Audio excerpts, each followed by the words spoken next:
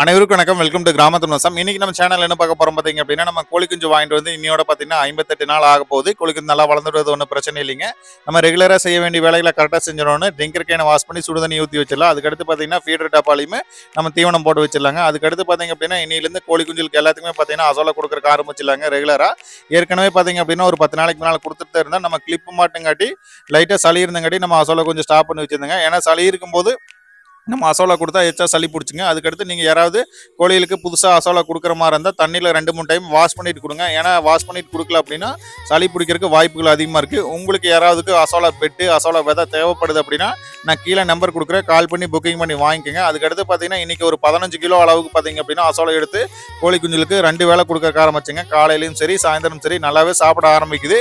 ஏன்னா நம்மளுக்கு ஃபஸ்ட்டு நம்ம அசோலா கொடுக்குறங்காட்டி தான் நல்லா சாப்பிடுது. புதுசாக போடுறீங்க அப்படின்னா கொஞ்சம் சாப்பிட்றதுக்கு லேட் பண்ணுங்க. அதுக்கடுத்து பார்த்தீங்கன்னா கண்டினியூஸாக 2 நாள் கொடுக்கும்போது நல்லா சாப்பிட ஆரம்பிச்சுங்க. இந்த அசோலா கொடுக்குறங்காட்டி பார்த்தீங்க அப்படின்னா நம்ம கோழிகளுக்கு பார்த்தீங்கன்னா டெய்லி கிடைக்கக்கூடிய ப்ரோட்டீன்ஸ் அதே மாதிரி தீவன செலவு முற்றிலும் நம்மளுக்கு குறையுங்க. இது பார்த்தீங்கன்னா அசோலா பார்த்தீங்கன்னா அங்கே கோழிகளுக்கு மட்டும் இல்லைங்க, ஆடு மாடு கால்நடைக்கு எல்லாத்துக்குமே நம்ம அந்த அசோலா கொடுக்கலாங்க. பாருங்கள் சாயந்தரம் கொடுத்தது பார்த்தீங்கன்னா நல்லாவே சாப்பிட்ருதுங்க. அதுக்கடுத்து பார்த்தீங்க அப்படின்னா உங்களுக்கு இந்த வீடியோ பிடிச்சிருந்தா மற்றவங்க ஷேர் பண்ணி விடுங்க, லைக் பண்ணுங்கள், கமெண்ட் பண்ணுங்கள், சப்ஸ்கிரைப் பண்ணுங்கள். அடுத்த ஒரு பயனுள்ள வீடியோவில் சந்திப்போம். நன்றி, வணக்கம்.